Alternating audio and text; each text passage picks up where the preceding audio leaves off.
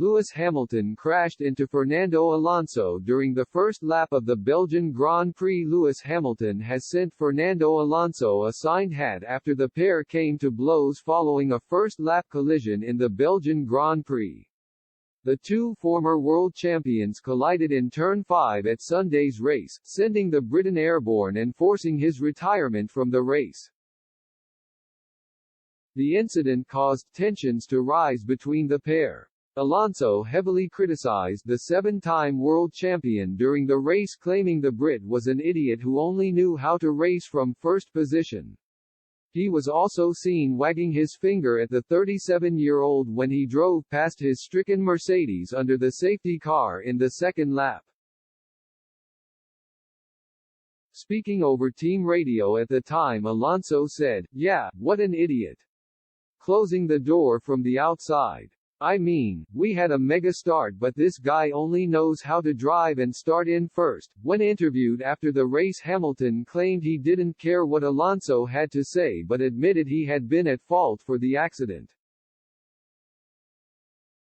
"It doesn't really matter," he said that, he told Sky Sports F1.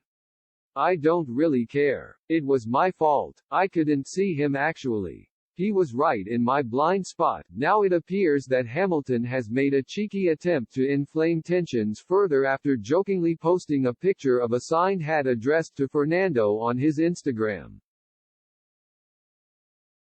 The picture, posted within a reel of other photographs from the race weekend, had the caption, "Even though the weekend didn't go the way we wanted, after an amazing break it was so good to be back at work.